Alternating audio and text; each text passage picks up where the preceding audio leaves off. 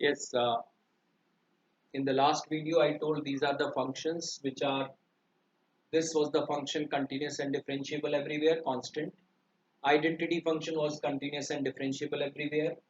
Modulus function only continuous in its everywhere, sorry. Polynomial function continuous and differentiable everywhere. Exponential function continuous and differentiable everywhere. But whenever log function, keep in mind, it's very important thing, it should be continuous and differentiable in its domain R plus. That you should keep in mind. Then we have done square root function.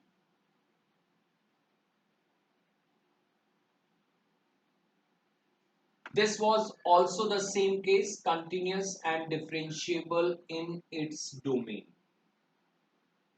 That you should keep in mind. And because its domain was what? Its domain was R positive union 0. Okay. Then some function we have already done last year. That is sine function. Fx is equal to sine x. If you remember, the curve we have done last year was this. This was the sine function. This was fx is equal to sine of x. This was the function, again continuous and differentiable everywhere. Then we go for next one, that will be cosine function or cos function. And if you remember, cos function, the graph was like this. It was starting from 1 and it will be going this way. It was also constant.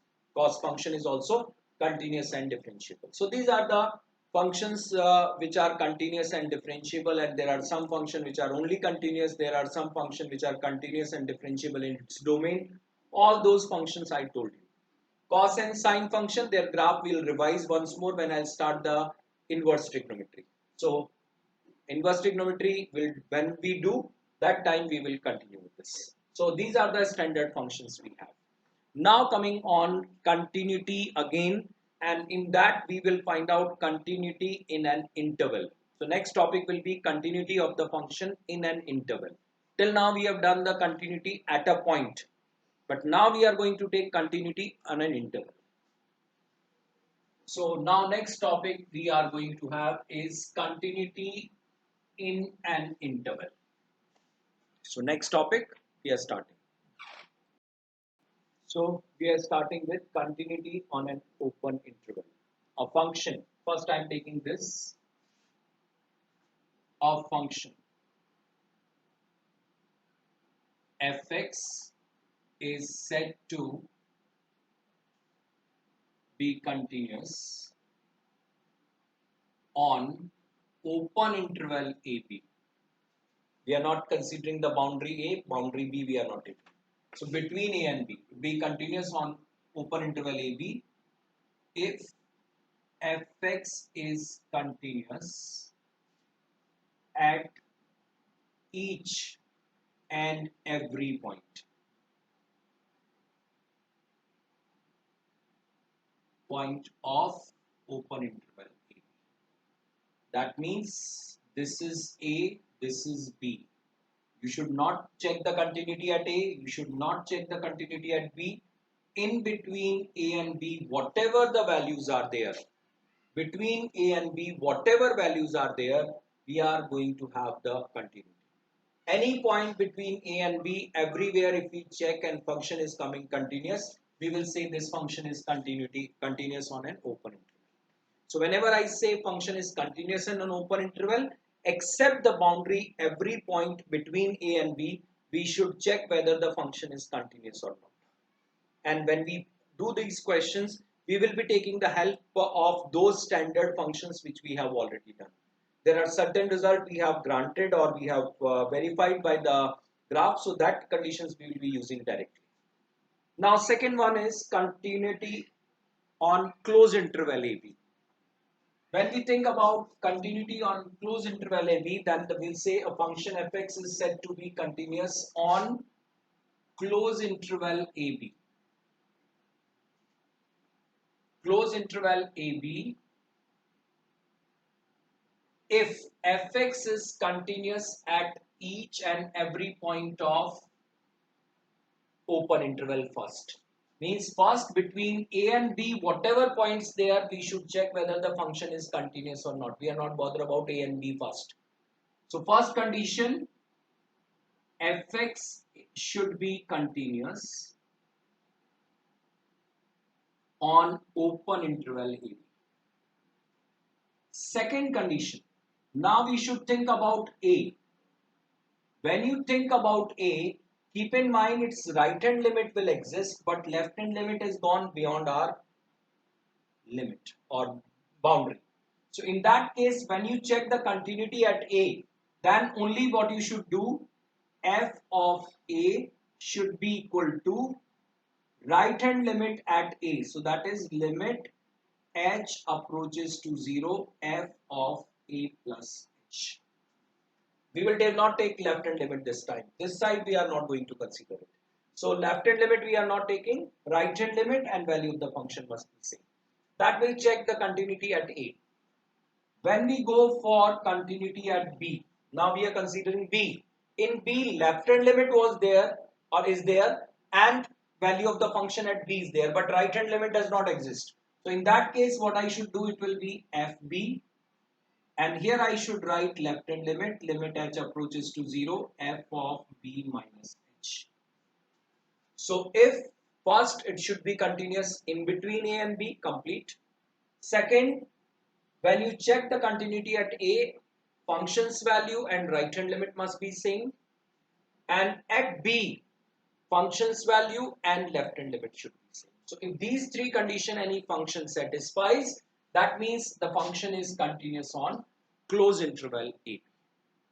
So this is the thing we should remember, and I'll be just applying these results in the question also. One more thing, now there are certain properties of continuous function we should know that. So properties of continuous function. This property says that if f and g are continuous functions on their domain, there are two functions, for example sin x and plus cos x is there. So sin x plus cos x, if I say these are the two functions, they are continuous on their common domain. Common domain, for example, I'll say 0 to pi by 2. So when this function is sine is also continuous, cos is also continuous on their co-domain, on their domain, common domain, then f plus g, that is means their addition is also continuous on the same domain, 0 to pi by 2. F minus g means sin x minus cos x will be also continuous on its common domain. F into g, that is sin x into cos x, will be continuous on its domain. And f by g is also continuous on our domain, except that x which will make gx 0. This already I told you, g cannot be 0 in this case because f by g, if the denominator come out to be 0, it does not exist. So we'll say f by g, g does not exist. In that case, if x is 0. So we'll say all the value of the domain except that value of x where gx is coming 0, this function is continuous. So that you should keep in mind on the which are the functions continuous, then their addition and product and division or subtraction, that will be all continuous, but you should have the common domain of it. Now coming on questions on it. So first example we are taking, fx is modulus of x minus 4 by x minus 4, where x should not be 4. 0 when x is equal to 4. My question is, prove that fx is continuous everywhere except at x is equal to 4. Except at x is equal to 4, function is continuous. So that means complete real number we have to discuss, and in that only 4 is the point where it is discontinuous, everywhere it will be continuous. So that we have to prove. So for that, first we redefine this function. As the modulus is there and it is changing its value at 4, I should take this case this way, less than 4. When you have x less than 4, then this quantity come out to be negative. When it is negative, when you open it, it will come out to be minus x minus 4 by x minus 4 come out to be minus 1. x4, it is already given 0. X greater than 4 if I take, then it will be greater than 4 means numerator will be a plus number. So x minus 4 by x minus 4 come out to be 1. Now, in this case, one thing is clear. When you have x less than 4, this function is a constant function. And this was the function in your list that it is continuous everywhere, differentiable everywhere. So that means for less than 4, this function is clearly continuous. Same way, greater than 4, it is again a constant function 1. And I told it is a function continuous and differentiable everywhere. So we will say yes, it will be continuous. So greater than 4, it is again continuous. But at x is equal to 4, as it changes its definition, just check here. 4 minus h, this will be the formula. 4 plus h, this will be the formula. So whenever the definition is going to change, we should check whether the function is continuous there also. So that we have to check. Remaining, we can do it directly. So how we write this question? Just check. Since, we should say since constant function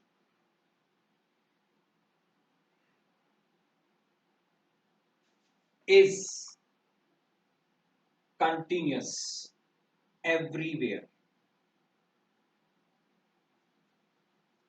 therefore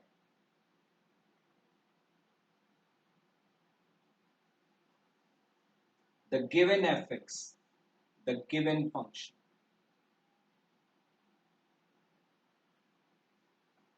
is continuous for x less than 4 and x greater than 4. Means from minus infinity to 4 it will be continuous, 4 to infinity it will be continuous. So we will say therefore the given function is continuous for x less than 4, directly I am writing, greater than 4 it is continuous. But as fx changes its definition,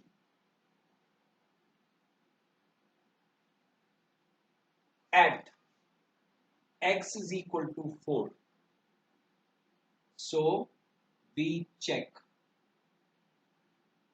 its continuity at x is equal to 4. As the value, or we say at x is equal to 4, the definition is changing, so we should check the continuity at x is equal to 4. So now at x is equal to 4, if you want to check, first we go for left hand limit. When you say left hand limit, we should write limit h approaches to 0 f of 4 minus h. 4 minus h means less than 4, your answer is coming minus 1. Then we think about right hand limit, it come out to be limit h approaches to 0 f of 4 plus h. 4 plus h means more than 4. Your answer is coming 1. And f4 is 0. So we will say left hand limit is not equal to right hand limit, not equal to f of 4. So discontinuous at x is equal to 4. And hence what you should say, clearly the function is continuous everywhere except at x is equal to 4. So only 1.4 we should check, other ways we will say directly this function is continuous everywhere. Only 4 is the point where we have checked and it is not coming continuous. So we'll say except 4 function is continuous total. Okay, next problem. So now this is another problem. We have fx is 2x minus 1 when x is less than 0, 2x plus 1 when x is coming greater than or equal to 0. My question is discuss continuity of this function. In this case, when you think about less than 0, is it a polynomial? Linear polynomial it is, power is 1 here. Greater than 0, again it's a linear polynomial. So clearly what I write here in this case, since polynomial function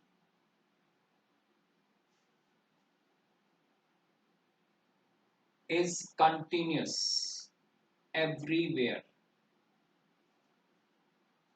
therefore the above function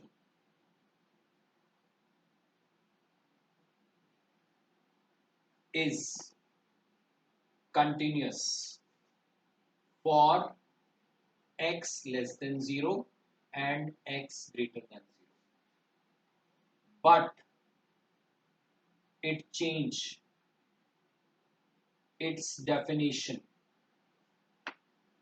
at x is equal to 0. We check its continuity at x is 0. So only at 0 you should check the continuity. So first we go for left hand limit.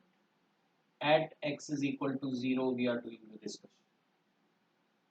So when you take left hand 0 or left hand limit, so limit h approaches to 0, f of 0 minus h, which you should write limit h approaches to 0, f of, so it will come out to be 2 times 0 minus h minus 1. When you solve it, it will come out to be this part 0, so it is coming minus 1. Then we should say right hand limit, it will be limit h approaches to 0, f of 0 plus h. Then we will come limit h approaches to 0 twice 0 plus h plus 1 equal to. This is clearly 0 coming 1. So I should say left hand limit is not equal to right hand limit. One thing should be clear, discuss the continuity of this function. Whenever I say discuss it, complete real number.